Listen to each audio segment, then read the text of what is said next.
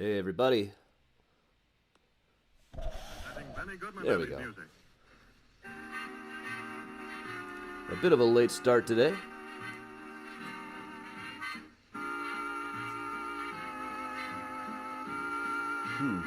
My chat seems weird.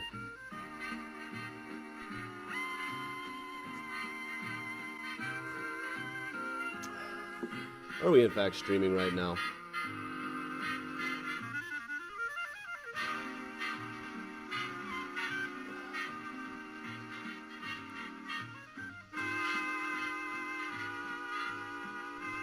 I can't tell if I'm on or not. Hey, here we go. Hey, Gene.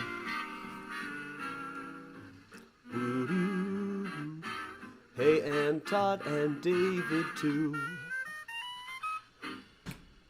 Hey, Jenna, Darlene, Luann, Cindy, Heidi, Laura, Christine, Emily, hey.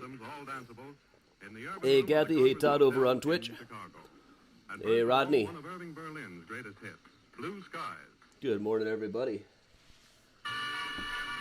So I was actually a little bit late getting started today. I've been really caught up with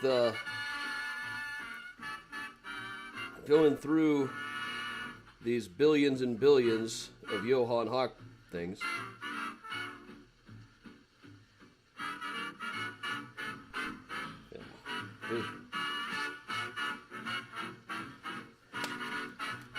I mean, just going through all these dozens and dozens, hundreds even, of Johann Hawk stuff for Thursday's tour. Hey, Caesar. Hey, Diane, Kelly, Bruce. Hey, Bridget. There's been at least one book about Johann Hawk, plenty of web pages, but nothing really well researched. Nobody's ever really gone through and analyzed stuff. Morning, Jordana. Morning, Ashley. But you know what I found out? One thing I'm really working on is trying to find what his address was when he lived in Pullman, as he did for a brief period. Hey, Timothy. Hey, Roy. Weather so far is cold, but not snowing till evening.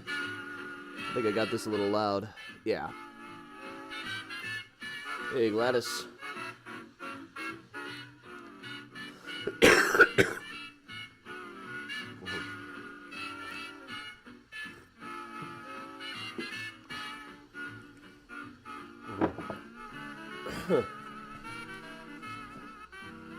Hey, Terrell.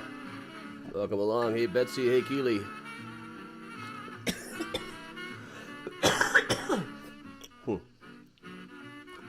Took my singular a little too late this morning. Hey, Lisa. Hey, Sid. Hey, Casey, Patty, Kathleen. Good morning, Mike.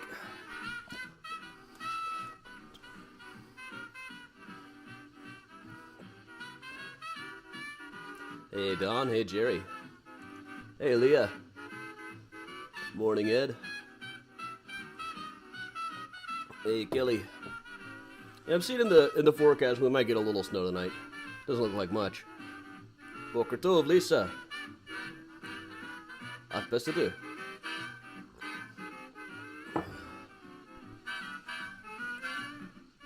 Morning sunshine. Hey, Sid.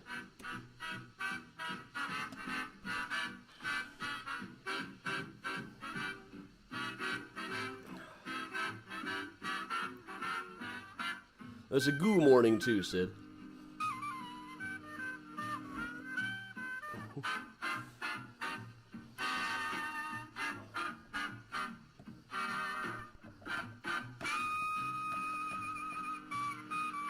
Archives.org is where I go, Carol. It is not the easiest place to mess around in, but it can be done. It's not the worst either. Hey, Chelsea. Yeah, OBS, I have no idea if I'm using OBS the way you're supposed to. Everybody just finds their own way to do it. Hey, June. Oh, look who's just popped over to say hello. Yeah. Coming to say hi to everybody, Miles.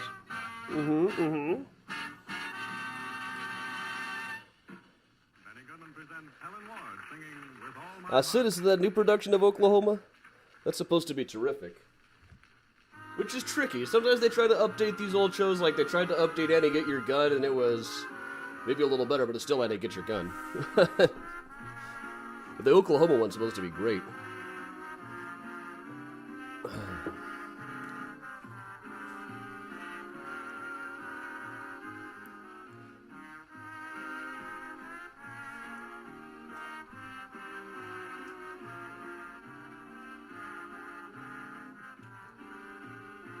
Any area in Rosehill, Graceland you have not left your footprint? Probably not.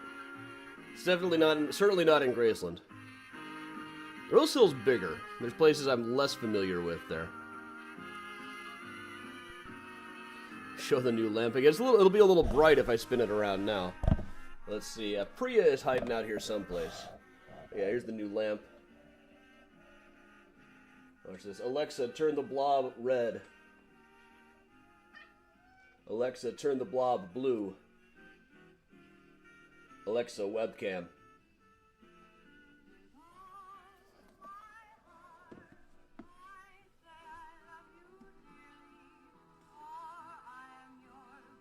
Congrats, Bella.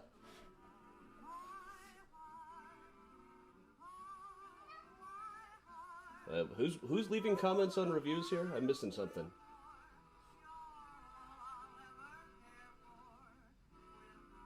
Oh, the new Oklahoma being bombed. Okay.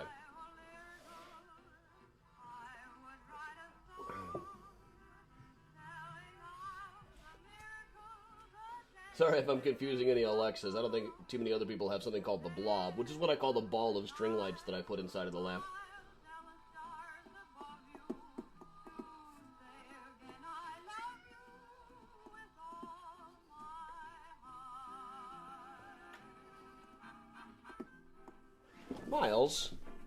Miles, do not knock down that lamp.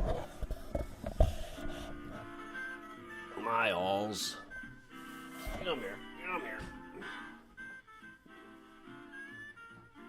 Oh, he's purring and purring right now.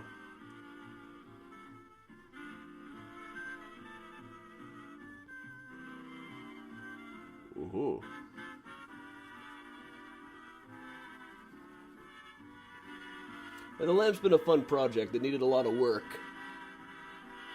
But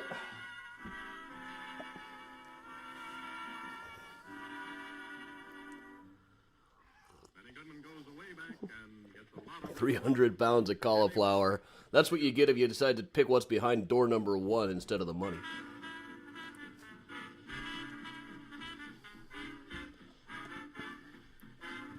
Good morning, Amy. Gary, sorry if you're freezing out on there. Have you done a video tour of Women of Rosehill? Not a complete one. I just don't have as many stories there. They're a lot harder to find. Most of the ones at Graceland I found while doing the book for it.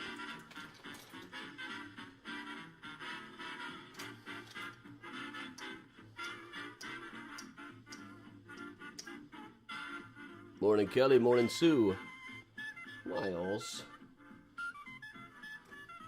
Miles is taking up my whole desk today. Hey, Laura on YouTube. Hey, Kristen.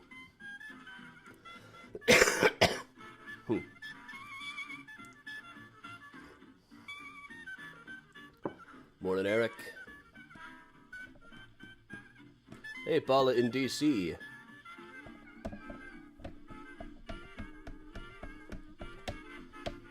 Hey, Elaine.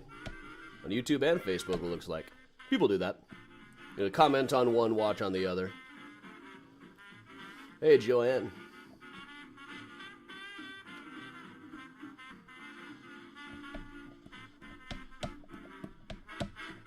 Melissa, got it.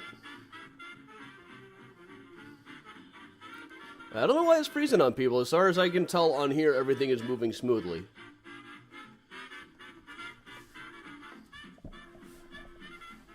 Yes, Miles. Yes, Miles. Miles, why don't you just sit down up here, okay? Why don't you just sit down and relax up here next to the microphone. Morning, Eleanor. Hey, Diane. Miles, do not knock down the Bruce Springsteen thing. Oh, thanks, Laura. Okay, we're gonna give Benny one more run while Miles rubs his head all over my lamp. Miles, you let them all see you here? Mm-hmm. Yeah. Mm-hmm. Why don't you just sit down? Just have a seat. There you go. Just relax. There you go. Just lie down. No, not just your head. Lie your whole self down. And you shake it all about.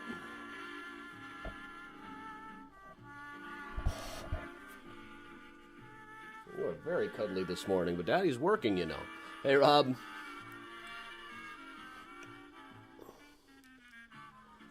Boker Tov again, Lisa. Hey, Mom. Sorry, Miles just knocked over the microphone. Miles, am I going to have to get you down? Miles. Hey, Lee. We'll let Betty do one more song before I move on. It is going to be a busy few days around here putting together the Thursday night tour, which is brand new on a topic that has never been that well researched.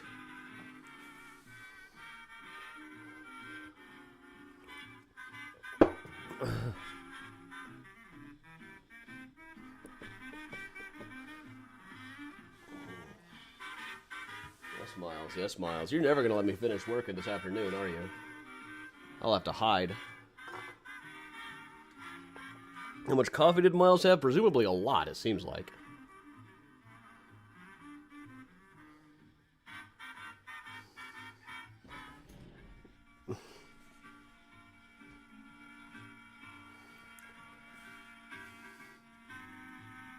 Hello, Glenn. Rosehill Dennison, are you dead? Just a fan. Hey, Sherry.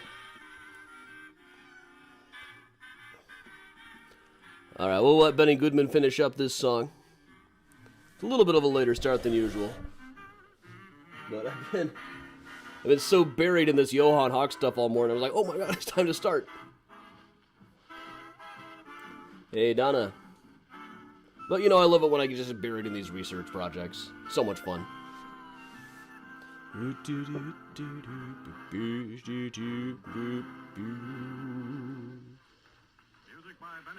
Music by Benny Goodman being performed in the Joseph Urban Room in the Congress Hotel in downtown Chicago. But I got a few minutes after 10 o'clock. I think it means it is time for us to start. So welcome along, everybody. Oh, look, here's Priya trying to eat one of my masks.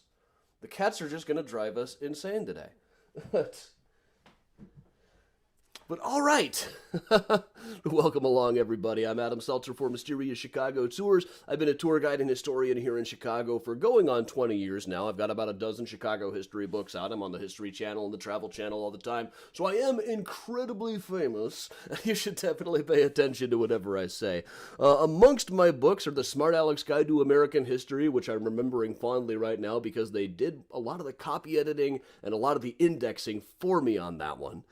Flickering Empire, How Chicago Invented the U.S. Film Industry, H.H. Holmes, The True History of the White City Devil, the last time I did something as in-depth as I'm doing with Johann Hawk right now, Mysterious Chicago, the book, the brand new... Wrong one. Murder Maps USA, which came out from Thames and Hudson a couple of months ago, and the brand new Graceland Cemetery book that is coming out this summer from University of Illinois Press. Cemetery tours are one of my very favorite things to do. There's always something new to research, there's always some new story to tell, always something new to discover. Like just this week, we found out that the first confirmed victim of Johann Hawk is in an unmarked space up at Graceland Cemetery, just slightly too late for me to add that into the book. But today, we're basing it a little bit more on aesthetics. One of the fun things about doing these virtual tours is we can do tour routes that I would never do on a normal walking tour, especially at Rose Hills. Rose Hill is this enormous cemetery in Chicago. We can never cover even a really good fraction of the grounds. But let's go on in through here a little bit. In fact, you know what? Let's do the real intro. We'll go right to these gates here designed by W Boyington, one of the rock star architects of the day. And the story I always like to tell here, I covered this guy a bit the other night on Antique Serial Killers, but in 1854 there was a guy by the name of George W. Green who murdered his wife. Well, the neighbors knocked on the door and said, "Hey George, we're here to see your wife." And he said, "Too late, I was just digging her a grave out back. She died of cholera this morning." And this was 1854. Everybody was dying of cholera that year. It was just kind of the thing to do. But neighbors noted that he'd been threatening to murder his wife for quite some time. So a guy named Dr. James Van Zant Blaney exhumed the body, put some of the organs into earthenware jars, drained liquids from them, examined the crystals that formed. In his testimony, he said, "I have examined the crystal residues under a microscope of high power, under which they presented the appearance of four-sided prisms, that being the form under which strychnine crystallizes. The liquid which drained from the crystals was intensely bitter." He actually asked the jury to taste it. They took his word for it. I hate to think he tasted it, but apparently he did. But he determined that George W. Greed had poisoned his wife with strychnine. He hanged himself and was buried in the Old City Cemetery at Lincoln Park. He is probably still there. His wife would have been reinterred back in the grave that had been dug for her out by where Roosevelt and Loomis is now. She's probably still there too.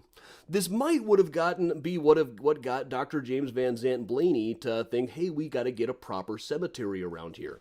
At the time, our main burial ground was the Old City Cemetery in Lincoln Park, which was described as repulsive, or a sandy and neglected place. Sometimes the winds would blow, the coffins would be visible, and sometimes showing half of their contents.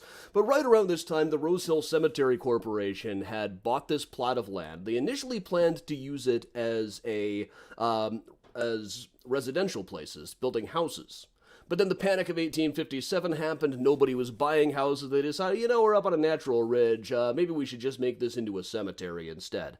Dr. Van Zandt Blaney became the first president of it. There's a great old legend that they bought the land from a guy named Hiram Rowe, and it was supposed to be named Rosehill, R-O-E'. Doesn't appear to be true, but I love the idea that there really was a typo. And when Dr. Van Zandt Blaney gave his big speech on opening day, there was Hiram Rowe was sitting in the back, gnashing his teeth and chewing on his cigar. Dr. Van Zandt Blaney himself, for the record, is buried not too far away from the gates. But he gave a big opening speech, and according to the papers, all the prominent citizens just wandered around and picked out their plots. I always imagine prominent among those was the first guy you see when you come inside of the gates. We'll move on here a little bit.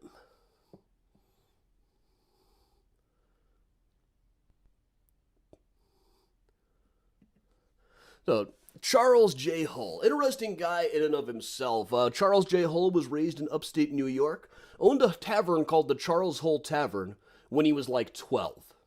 This was the old weird America. You could own a tavern at the age of 12 in the 1830s. Nobody really thought twice about it. But then eventually, he renounced alcohol, tore it down, drifted to Chicago, did some wheeling and dealing in land, became a very rich man, and got involved in a lot of activist things. There's one thing I ran into. He was going to be arguing the negative. Somebody was going to claim that slavery is not sinful. Charles J. Hull would claim that it was. Also, if anybody has seen Frederick Bain's Cow, the cow has run away. Just watch out for... I love old ads in newspapers. I never get enough of these things. He's probably best known now for leaving behind his old house on Halsted Street, which is now called Hull House, where Jane Addams effectively invented social work. It's a terrific story how they came into possession of that. When he died, most of his family was dead. He just had distant relatives who all arrived for the big reading of the will. It's the kind of thing you will see in movies a lot more than in real life, where the old rich guy dies and all the relatives gather around, knives out, beaks bloody, all thinking they're finally going to be rich. But then the lawyer opened the envelope and casually announced that he had left everything to his housekeeper. Movies were about 5 years away at this point, so these people had never seen a movie before and didn't know that this was coming. But that housekeeper, Helen Culver, is buried back behind the statue a little ways, back behind it and in the corner, and she was the one who granted the old Hull House on a lifelong rent-free lease to Jane Addams, who went on to win the Nobel Peace Prize. First American woman to do so. Let's move just over to the side of Mr. Hull. You can see a little of the statue over on the side there. And just next to him, now the theme of this one is just stuff that I filmed the last autumn when the leaves had a really good year. Oh, and happy birthday, Ava. Grace election parties are funny. A lot of people come to these things like somebody brought them for their 60th birthday. I'm like, oh, so you're not going on a tour, you're house hunting. Over in here, we've got all of these graves for the Peck family that are all pretty much the same. They all just have the names and the dates. But then there's the one, Ferdinand W Peck, that also has an epitaph. This man had courage. Guarantee you Ferd Peck thought of that one himself. Ferd W Peck likes to be known as Commodore Peck, which was not a military title. It's what they called him down at the yacht club. He was a businessman around Chicago, had been for many, many years, probably perhaps best known for being the guy who built or paid for the Auditorium Theater and the Auditorium Hotel, which is now the Congress Hotel. There's a charming anecdote where he got lost inside of this place, couldn't find the right room number he was looking for, and some intrepid reporter said, "Well, gosh, Commodore Peck, didn't you build this place?" And he said, "Well, I built it, but I'll be damned if I'm the man who put the numbers on the door." Now, he had lots of stories. He claimed that when he was just a boy, he rode in the carriage with Abraham Lincoln to Lincoln's second inaugural, which, if there was a kid in that carriage, nobody wrote it down at the time.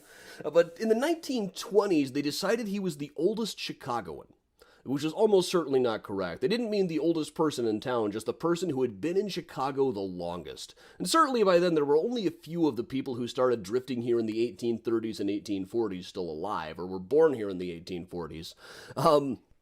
But they decided he was the oldest Chicagoan, and he was only too happy to play along with that. The 1920s, when the mayor went on vacation, they decided to let the oldest Chicagoan, Commodore Peck, play mayor for a day. So they brought him into the office, he sat down, and because there's a bit of a transcript of his conversation. He picked up the phone and called the chief of police and said, "Chief, let this town run wide open. This vice reform stuff does not make any hit with me." Essentially, he just said, let's put all the coppers on vacation and just forget about prohibition for the day. Like we weren't anyway. Still, finally a mayor we can actually be proud of around here. There's in such short supply historically. We'll even have a couple of examples later on. But just over behind him, the one that I use in a lot of the clip art for this one, it's gorgeous Art Nouveau star stylings. The first question people always ask about this is the body inside of that? Probably not. You only occasionally see what they call altar-style graves like this that actually have a coffin inside of it. Now and then you do, but they would be larger than this. This is just a monument for the family plot of a guy by the name of Perkins Bass. Now, Perkins Bass was specifically named by Wilbur F. Story of the Chicago Times as one of the people who was helping Abraham Lincoln rig the election of 1864. Wilbur F. Story was a massive conspiracy theorist. Every time something bad was done by the Confederates, he'd say it was really the abolitionists who did that. That comes up quite a bit. Well, we all know what I think of old Wilbur F. Story, but they don't like me talking about him too much over at Rosehill Cemetery, so we'll just move back a ways from him. That's the wrong button, too.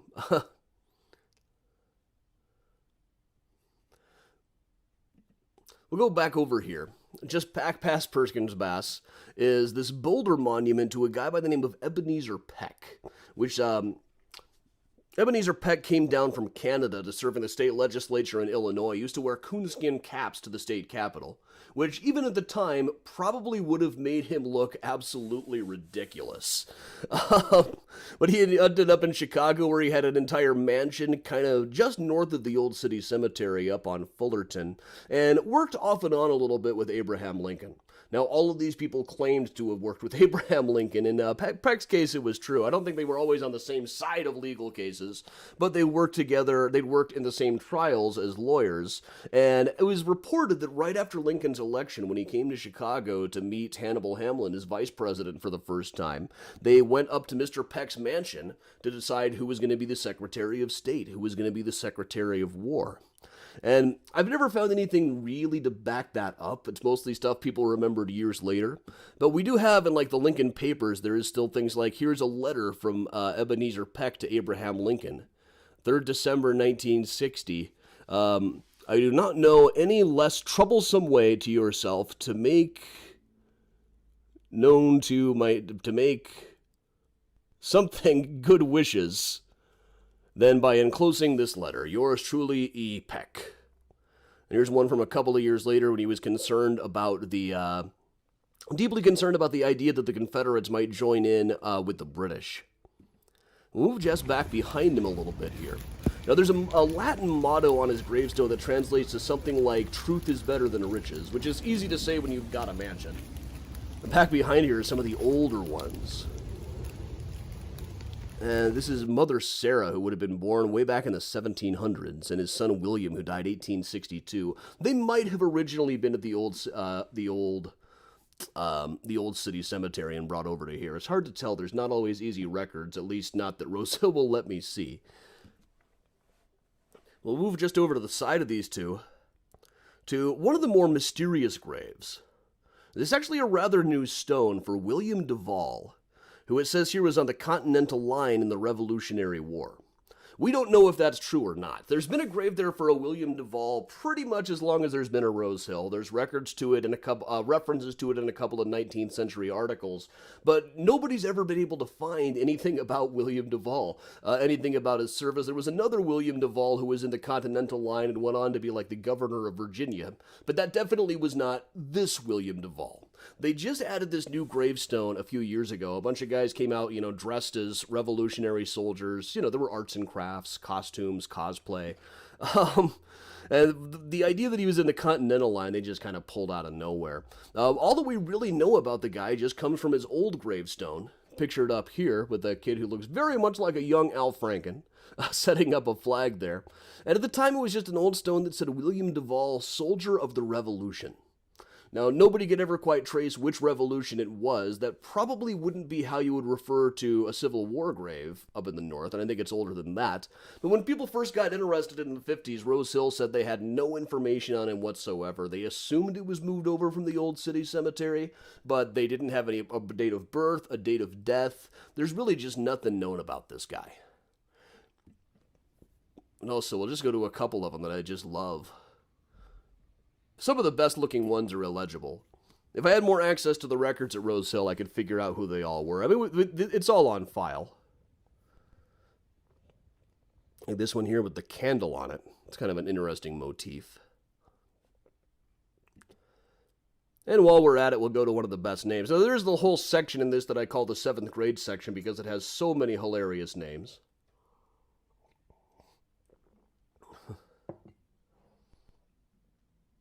Now, if your audio is skipping, try hitting refresh. That's about all I can say. As near as I can tell, everything should be all right on my end.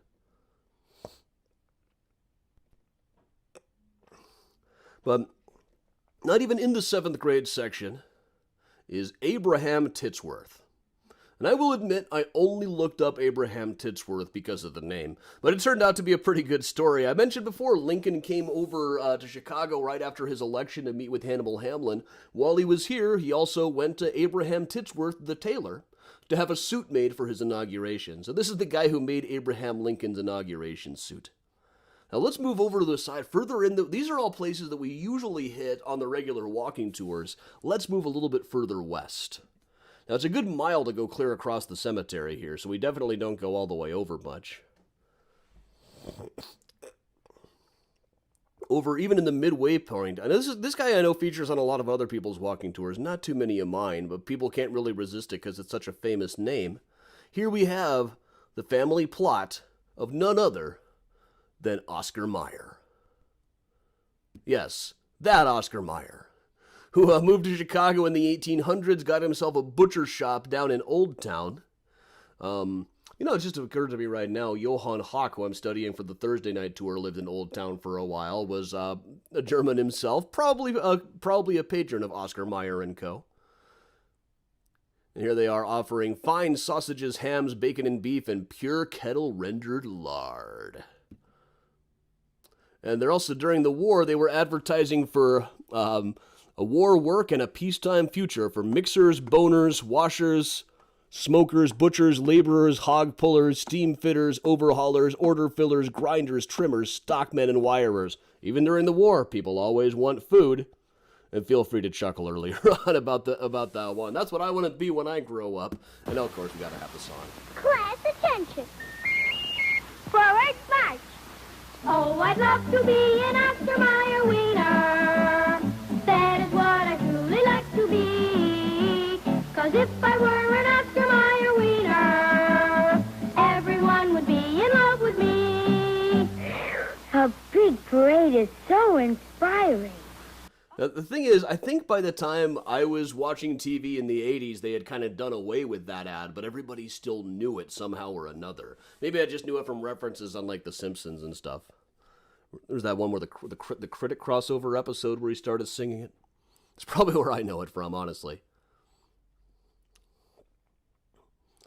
Let's move over a bit. Another one of the more famous ones in the cemetery that I don't usually get to include on walking tours is this statue at the Collar grave. Now, this would be the son of a guy by the name of Conrad Collar, who died at the age of about 8. And it's kind of a thing that a lot of these great statues of children, we don't really know very much about them. It's very unusual for us to have too much data other than like date of birth and date of death and maybe a cause of death for the children who are memorialized with statues. We know quite a bit more about Mr. Collar's father. Conrad himself was a printer here in Chicago. He worked for the Chicago Tribune doing things like the actual printing of the paper. Most famously, the first paper that they printed after the Great Chicago Fire. Now, this was about 2 days after the fire, when they first managed to get something going again. He had to go out to the suburbs. He had heard a rumor that somebody had a printing press out there in a barn, was sent there with all the money he might need to buy it from the guys so they could quick cobble together a new printing press and quick get a new issue of the Chicago Tribune going. This would have been all-night work and a lot of labor and really, frankly, a lot of money, but it was company money, not his. That's probably his claim to fame, that he was able to rush this paper out. Just kind of by the skin of his teeth. While we're talking about printers, move on over here towards the front of the cemetery. This is one we do hit quite a bit. This was William Bross. The Bross family were a major force in Chicago up through the times of the Civil War. And they're still around now, too. There was just a Bross family burial at Rosehill the day of one of my walking tours over this spring. William Bross looked about like this. Mustache, giant beard that I think he kind of needed. But he started out as a publisher. He published the Chicago Daily Press. The Chicago Daily Press, also known as the Democratic Press. Eventually, he got, through various mergers, it's now the Chicago Tribune. He was generally a little more conservative at the time, but when it came to slavery, he was against it, but like a lot of people at the time against it, but didn't think that really pushing to end it all right now was really going to help. No logical person really thought that was plausible at the time. There's one really interesting thing where he gets shouting, "A systematic attempt is being made to crush out all opposition in the ranks of the democracy to the repeal of the Missouri Compromise by the cry of abolitionism." Basically, what this means is that if you said anything about stopping the spread of slavery or trying to improve the conditions of slavery, people were going to start calling you abolitionist. It was, and even if you weren't anywhere close to it, it was just considered enough of an insult. Now, slavery and guns are obviously not the same issue, but it's kind of the same thing where if you say maybe 5-year-olds should have to take a class before they take an AR-15 to kindergarten with them, there are people who are going to say, you want to take away all the guns. You see the same kind of thing a lot in arguments over abolitionism back in the day.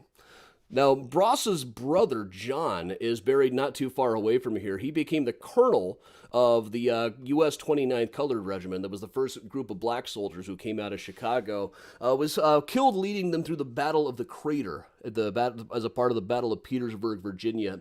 There's differing opinions that I get from the office over to whether he is actually buried here. It says here, buried on the battlefield. The previous manager told me they did eventually recover his body and bury here. The current manager says he doesn't think so. Just never know. I'll move up from here a little bit. Speaking of the 29th, the Battle of the Crater. There are people who died at the Battle of the Crater all over in Chicago cemeteries. This was a thing where they had tunneled under a Confederate fort and blew it up from underneath. But then part 2 of the plan was not that well carried out. So part 2 was they all kind of ran into the crater, then everybody else had the high ground. But this is Julius White, who was part of Burnside's staff during the Battle of the Crater. Eventually became a brigadier general. Now, he owned a house in Evanston where Abraham Lincoln spoke. If you regularly watch the morning mini-tours, you might remember a few months ago he went up to Evanston to triangulate the place where Lincoln stayed and made a speech. Right before he became a candidate for president, if I remember right. I think it's like the YWCA now. Or where that stands now.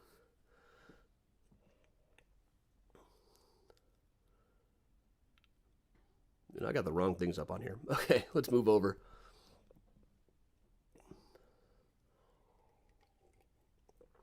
Another person from, it wasn't the 29th, but another member of the United States Colored Troops, I think he was in the 83rd, was a guy by the name of John W. Pollard. We've also been to his house on the morning mini tours. The Pollards were the first black family to settle in what is now Rogers Park. And John W. Pollard, as a young man, had served as a drummer in the 83rd USCT. Eventually moved here to Robert Park. This is about what he would have looked like as a younger man. Now, among those buried here in the plot with them is his son Hughes, who also became a drummer. Now, his dad had been a drummer boy during the Civil War. He himself became a jazz drummer years later. Now, I've not been able to find one example of his drumming. There's like one of his groups, his group that he was with has one recording that I could find on Spotify, but there aren't any drums on the recording. So he's still working on this. Probably more famous is his other son, who's not buried here, Fritz, who was one of the first professional quarterbacks playing in football before they established the 16-year color line here. Let's move over a bit while we're on the Civil War issue.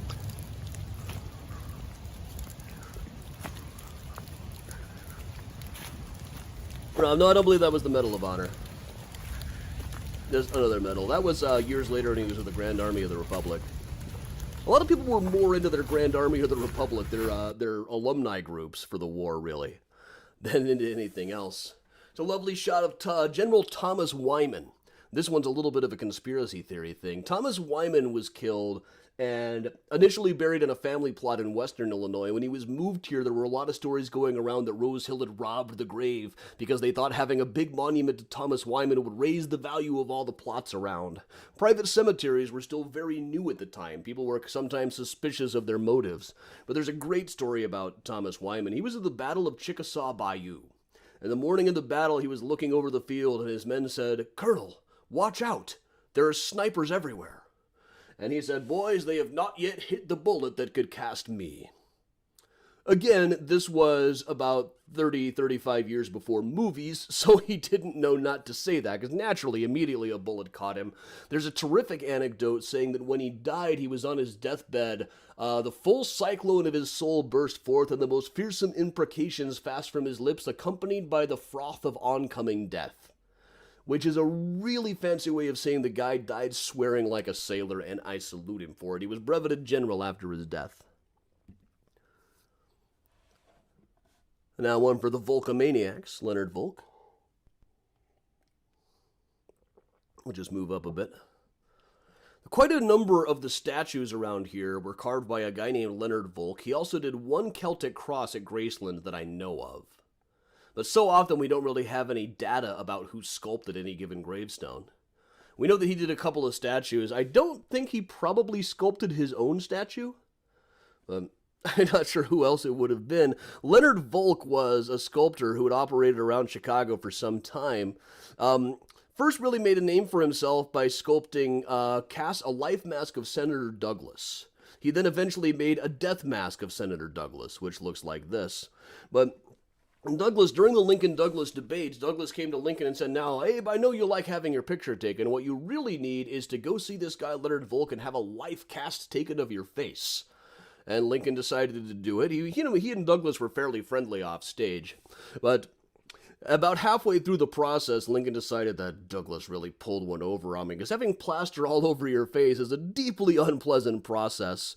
And what they made of him at the time looked like this. They had him cast in Roman robes, which at the time they thought was just classy as all get out. Now it just kind of looks frankly ridiculous. So I did a later one that looks about like this. There's one of Mary. It's probably not a life cast, probably just a bust, but they think this is Mary Todd Lincoln, but also by Volk, but it's one that I don't think there's too much data on.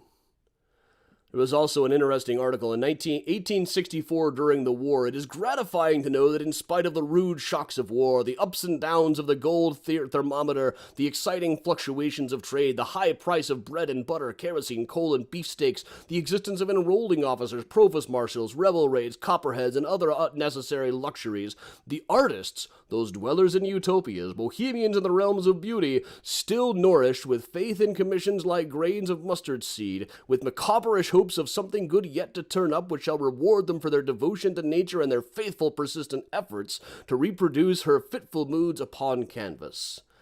This is basically a reporter being really snotty. He's like, well, other people are fighting. Isn't it nice that some people are still painting? It's always been fun to make fun of hipsters. Always. I say this as a hipster myself. All right, Vulcamaniacs, we'll move on a bit. Just over beside him, this is one of the ones that is made out of white bronze. This bluish tint, it's sandblasted down below to look like stone, but it's really all hollow metal. You can tap on this and it's hollow. The Philetus Gates operated a quarry on the near west side, what is now the West Loop. About all I could really find out about him of data is he got sued by the neighbors because of something he had in the yard called a rattle box. Now, I don't know exactly what a rattle box is, but I can use context clues, and just imagine it must have been incredibly noisy. This is macabre-ish, refers to Wilkins Macabre of David Copperfield by Charles Dickens, who was always saying, something will turn up. That was his motto. One of his mottos. Great character. Move over a little from there.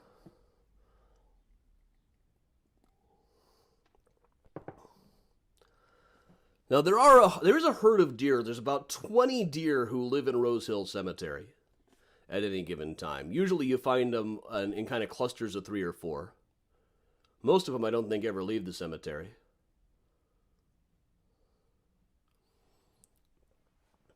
But there is this statue of an elk, which originally had antlers. The antlers are long gone, but somebody just stuck some sticks into there. Like the Grinch turning a dog into a reindeer. This is a guy by the name of Baker. I initially thought he must have been in the Elks Club or something. He was a high-ranking Freemason, but I couldn't find anything about him being in the Elks. He was a publisher. He published a paper called the Journal of Commerce, which was, a business paper. So the actual explanation for why he would have a deer statue as his grave is really the explanation behind most unusual statues and most unusual monuments. The family thought it was cool. That's the explanation almost every time, realistically. There are a couple of Jewish sections in the cemetery. One of them features Dr. Victor Frankenstein, who actually was a professor of anatomy at Northwestern, and years after the book came out, before the movie, but after the book. But perhaps the most famous in here is Julius Rosenwald, who was a vice president of Sears and Roebuck. His synagogue still calls him our greatest member. He's best known really for his philanthropy and especially building Rosenwald schools. We always hear down in the South there was the black school and the white school. Really, that's kind of overstating things. Really, a lot of times there was the white school, but there wasn't a black school. So Julius Rosenwald got into the business of having them built through various business dealings and philanthropy. He is credited with building something like 498 schools across the South over the course of his career. Speaking of cool schools, our first known teacher in Chicago is this woman, Eliza Porter. We'll keep her picture up for a second as we go past the deer. The day I went to film her, there just happened to be a whole herd of deer hanging around there. This is nice. If I'm here thinking of something to do for the morning mini tour, I can always just find the deer.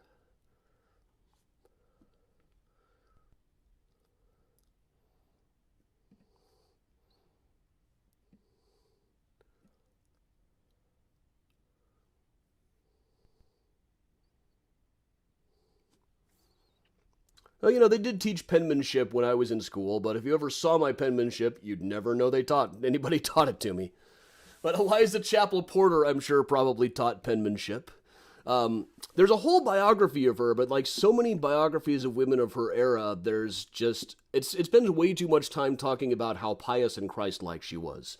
There's a great anecdote about the time that she and her husband helped out on the Underground Railroad. They were living up in Milwaukee, up by the lake, and there were some escaping people that they were asked to help. They had them hid out in the lighthouse for a while. They had to keep them away from the church because not everybody in the church was going to approve of this.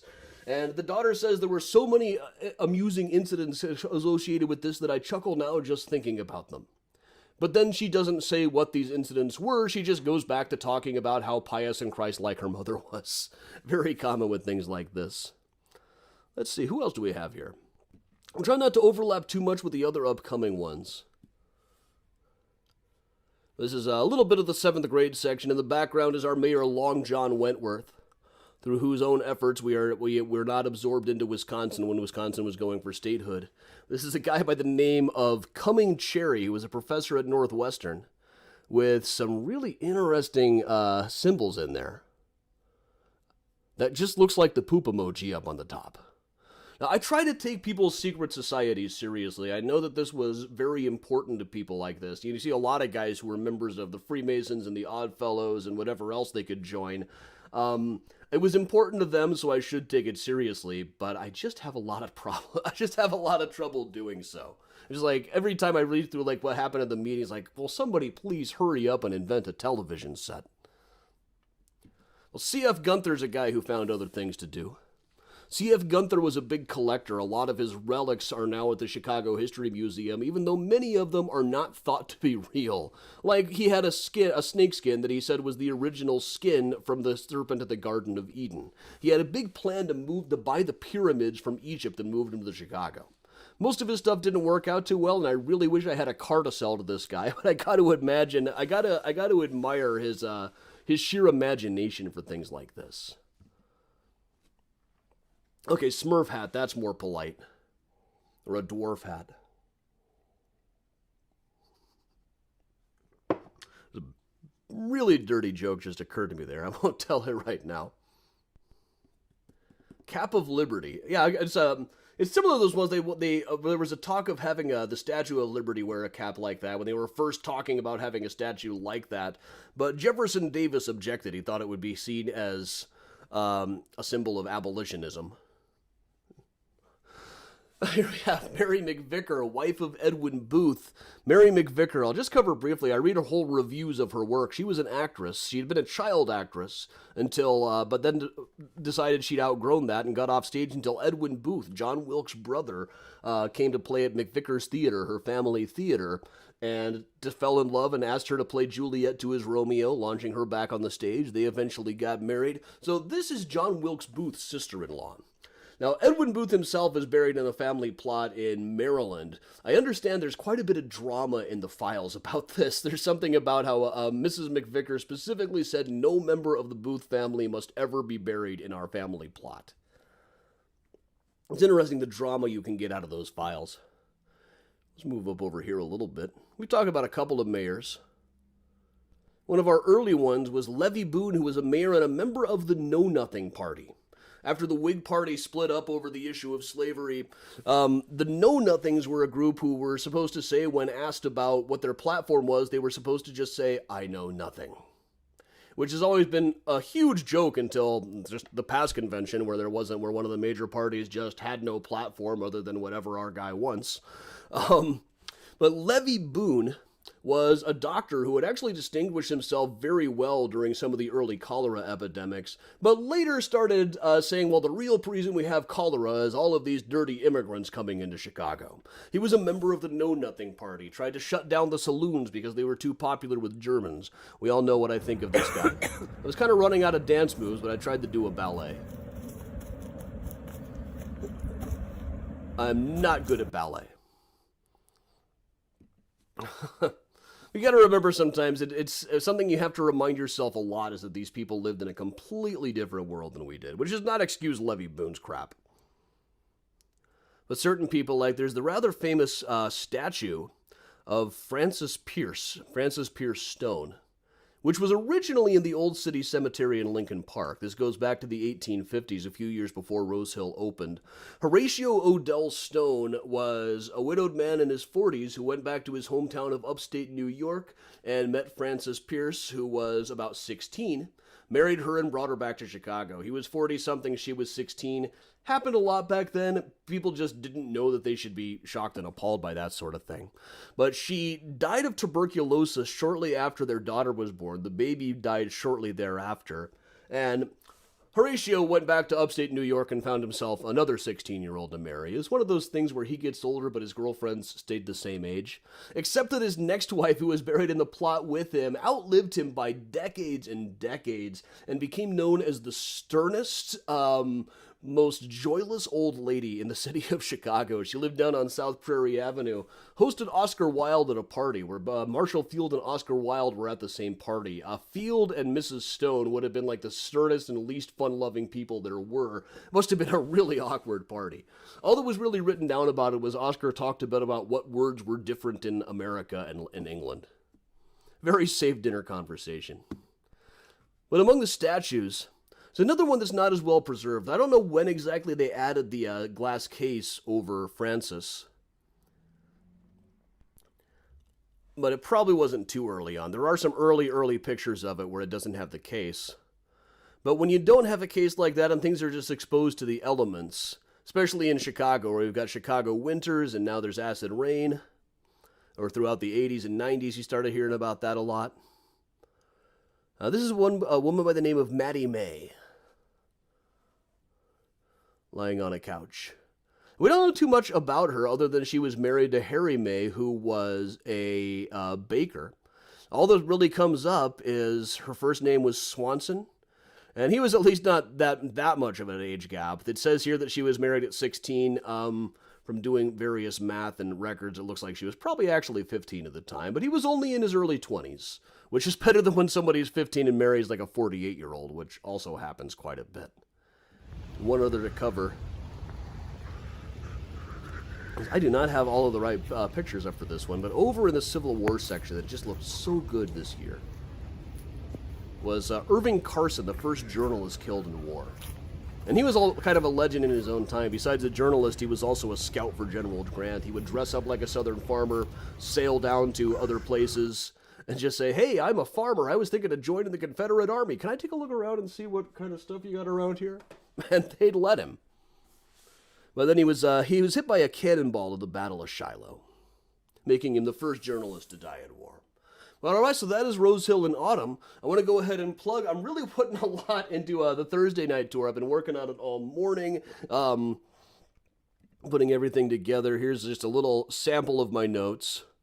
Still trying to figure out where exactly in Pullman he lived with Anna Hendrickson very briefly. But we were talking about Johann Hawk. Johann Hawk, I even went so far as to buy the high-res scan of his wedding picture. There's a few different pictures of his wives that go around. This is him with Marie Steinbrecher.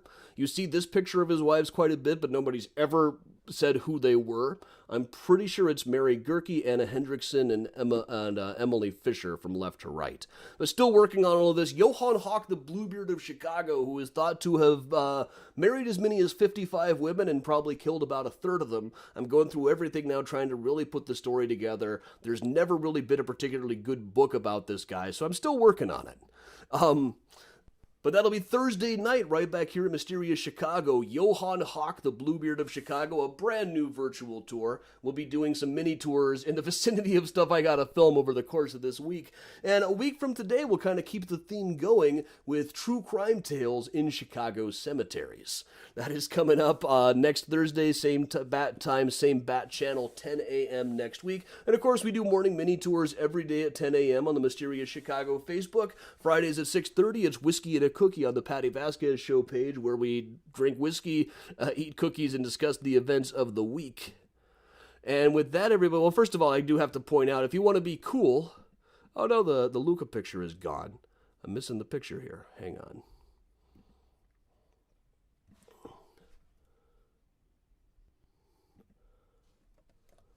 Let's see. I got to plug the t-shirts. I wouldn't be much of a businessman if I haven't really talked about the donations or anything this entire tour.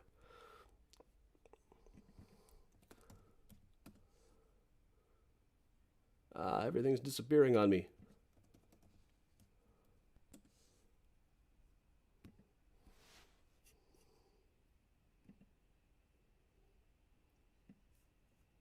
I just have to show you, everybody this shot. So, should you need a Mysterious Chicago sweatshirt, hoodie, etc., go to cafepress.com/MysteriousChicago. That will be, yeah, you'd be just as cool as the guy who just lost his nibblings photo. Super. I'll find it in here someplace. I know I just showed it a couple of weeks ago. You can be cool like Luca, and Luca's grandmother and great-grandmother and grandfather here. cafepress.com/MysteriousChicago. With that, everybody, we will put the Benny Goodman back on and just hang out. Thanks to everybody who are kicking in donations, because there's no walking tours or work for a tour guide in Chicago over the winter time. And here's Benny Goodman. We'll just hang out like we always do. Thanks, everybody.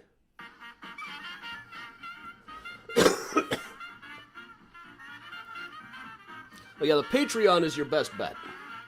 That is the best thing to do if you want to kick in a few bucks. Various tiers, but it's terrific stuff every week.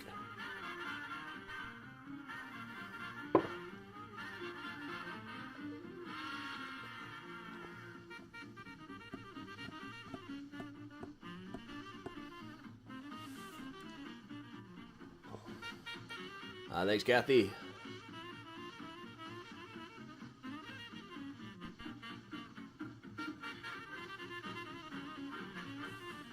We need Luca with their emo look, yeah. Thanks, Gravity's Rainbow.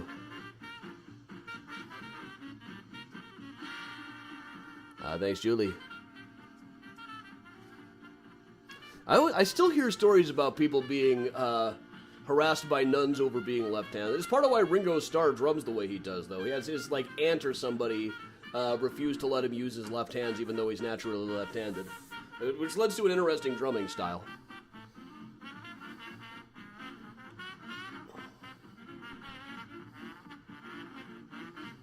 Now, Pullman lives at Graceland Cemetery. Bob, I don't know if I'm going to do a book about Hawk. I'd like to do a bigger project about him. He's always been ripe for it. It's been on the list forever. But frankly, he's just not famous enough to do a deep dive book about the guy. He needs his own version of Devil in the White City first. And then I can go ruin everybody's fun about it.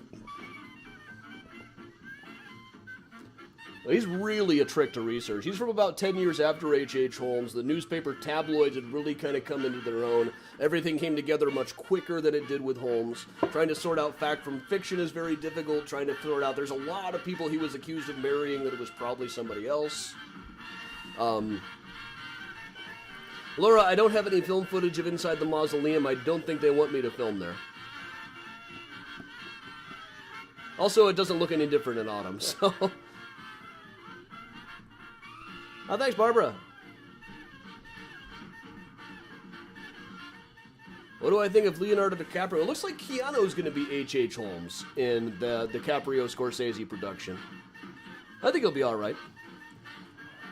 I don't think it'll be accurate, but I think it'll be all right. I mean, Scorsese and DiCaprio, those guys don't make no junk. That was the Bugle Tall Rag, Benny Goodman's own arrangement. The popular tune, Thanks a Million.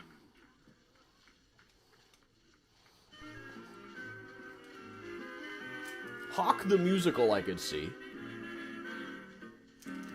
Gotta get a lot of polka music.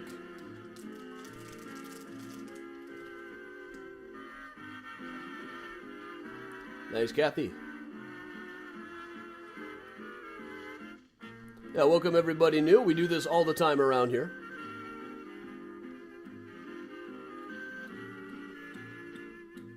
Thanks, Todd, over on Twitch.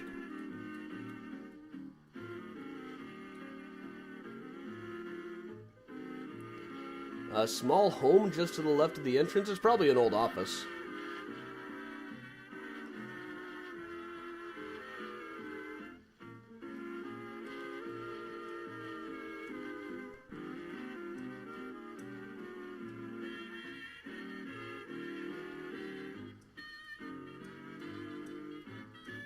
Well, if they rebuild the murder castle accurately, it won't be a very entertaining show. The place was just a dump. I mean, there were things you could kill people with there, but there are your house, too. Kind of a lesson you find out from, like, if you really go deep into the investigation there. They found a rope. They found a bench. They found some heating gas. So you, too, can build a murder castle from the things you find at home.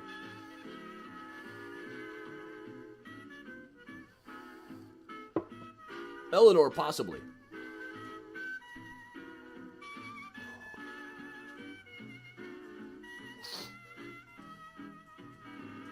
Thanks, Deirdre. Can you see Miles and Priya? Priya, you can actually see right now, she's over on the couch. And I know how to get Miles to show up. Now own Harlem way. Just They're gotta find all the toy. talking. And here's Helen I think Culver. you last moved over to here.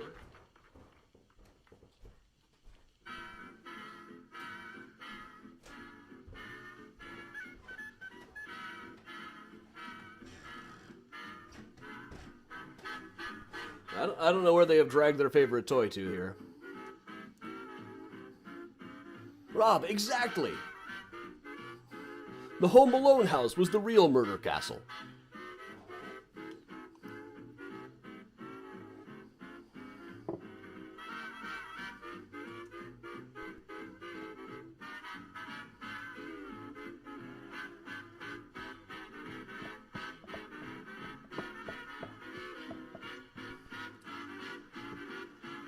Yeah, I do have some plans afoot. I've got a guy that I'm gonna do a podcast with. When the Hulu series of Devil in the White City comes out, we're gonna do a podcast where we analyze it both for accuracy and just as a work of art.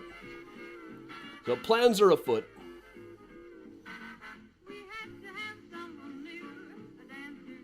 Holmes Alone. That could be great. The day William Green tried to steal all of his stuff back. Oh yes, don't forget the Mysterious Chicago Regulars Facebook group. For those of you new around here, there's also a group on Facebook called Mysterious Chicago Regulars and the Miles Fan Club. Miles is the cat. Very active group of really fun people. As I understand it, I'm not a member myself, that would be weird. Well, let's see here. Miles.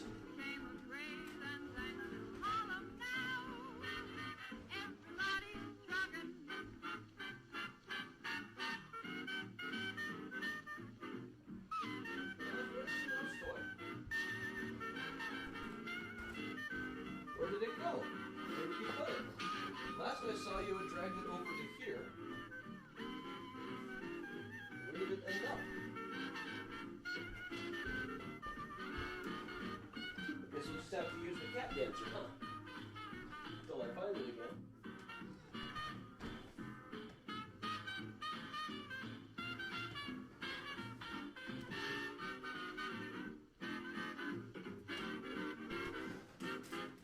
Miles are asking for you.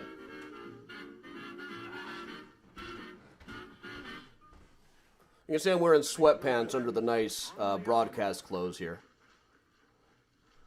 Miles is being mercifully sleepy right now. But here he is.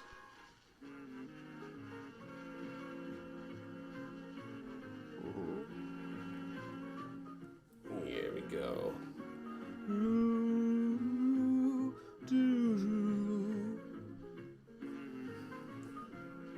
Okay.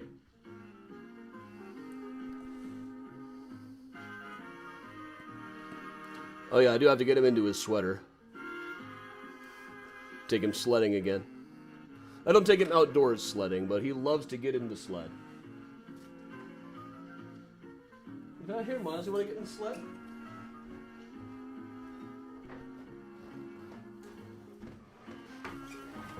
Want a sled?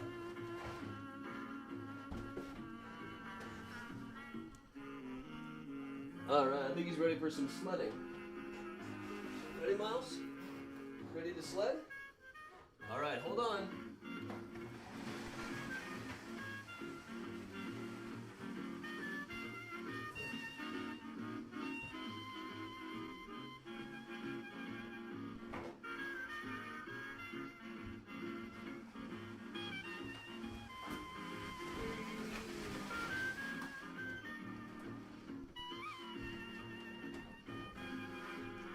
He loves the sled.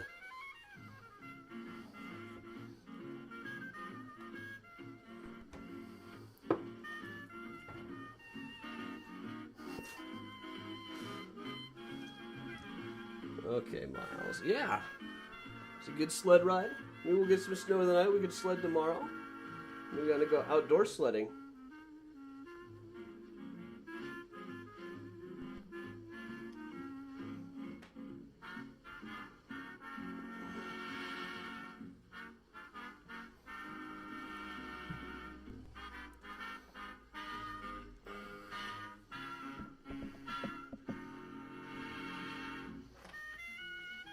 Yeah, I remember when the 1940 census was released, and I was seeing comments like, how come it took so long? What is the government hiding?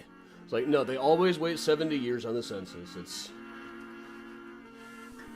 The government is deeply invested in hiding where your grandmother lived in 1940. I do see that, though. Like, people in, like serial killers, analysts say if they can't find somebody's address in the census, it's been scrubbed. Benny Goodman and his orchestra, and hear Helen Ward sing Eeny, Meeny, Miny, Mo.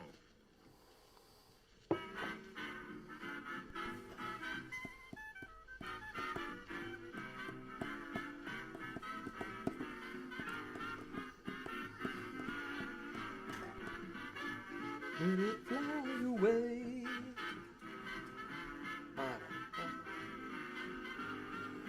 Want to do TikTok, Kitty? We're going to TikTok. Okay, ready? TikTok, TikTok, TikTok, TikTok. Yeah. Freya is less apt to enjoy these things.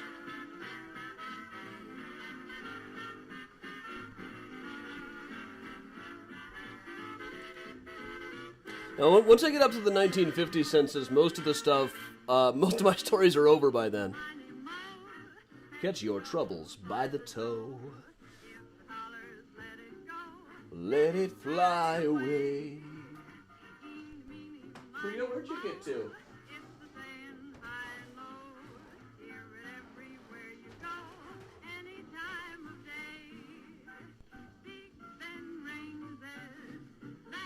I mean, it's mostly for privacy purposes. Censuses are kept from being released for 70 years. The 2020 census, I don't want my address going out there all over the place.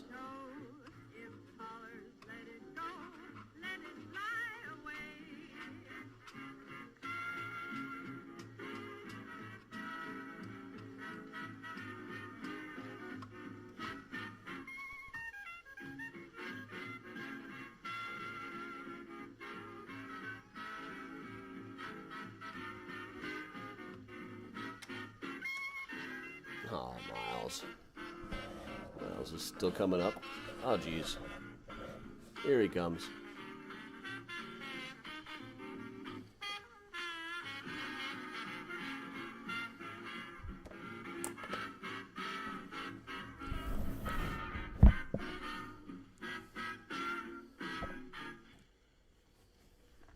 And we'll let the title speak for itself. Miles. Presenting Madhouse. Miles? Oh, no. Oh, no. Are we still up?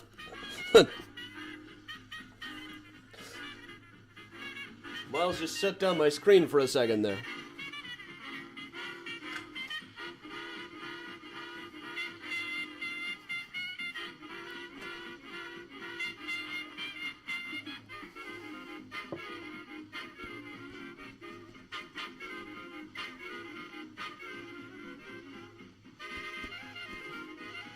Okay, we are still here, right? Yeah,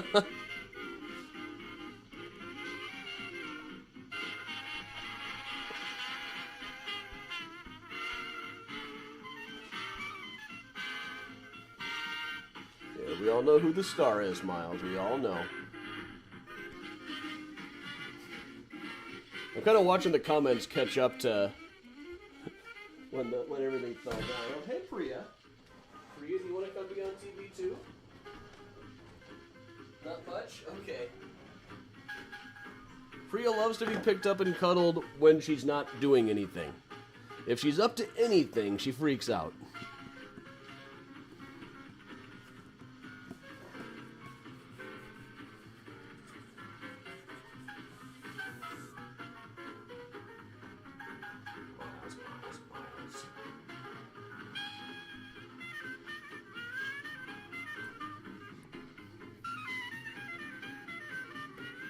Thanks for signing up for the Patreon, Victoria.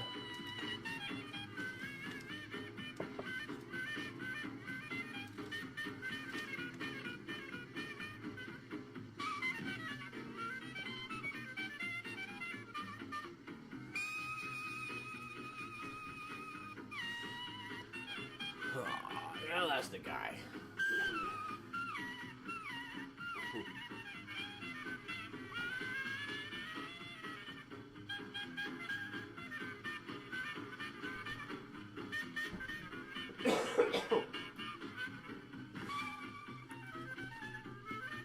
Thanks, Christine. Miles, don't... Careful.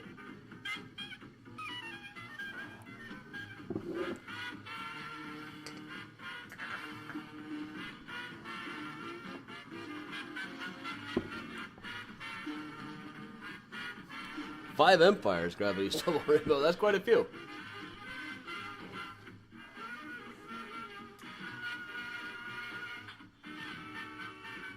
Oh, I need to plug my computer in.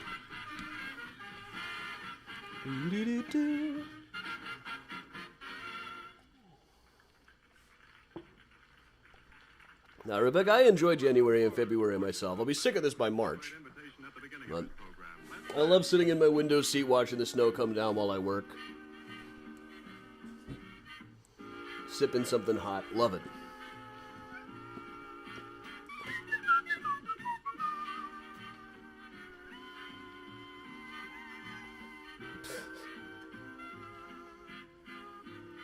Miles wants all the attention today.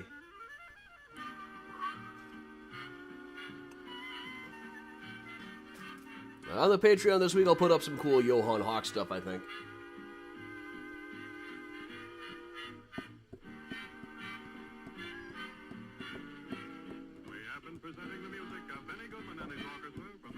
I hear there's getting some snow in the southeast today.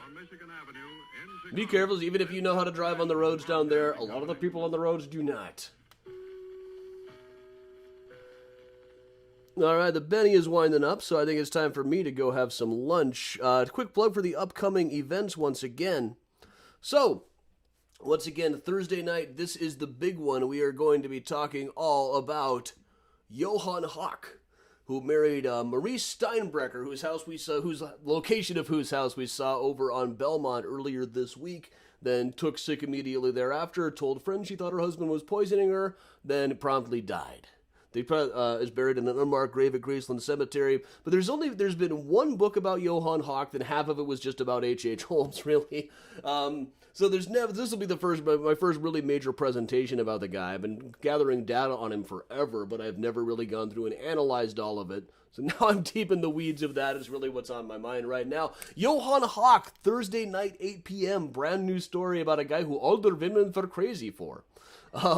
Then, of course, a week from today, we will continue that same kind of theme with true crime tales from Chicago cemeteries. That's the kind of thing that we can never do as a regular walking tour because it uses cemeteries all over the Chicagoland area, and morning mini tours here on the Mysterious Chicago Facebook every day at 10 o'clock Central. So until then, everybody, thanks a lot for joining me for another Rosehill Cemetery in Autumn tour. It's only the second time I've run this one, I think. But thanks a lot for joining me. I'm Adam Seltzer for Mysterious Chicago Tours, saying stay safe, stay warm. And if you can, stay spooky, everybody.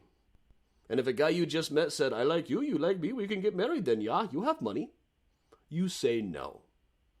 Stay spooky, everybody.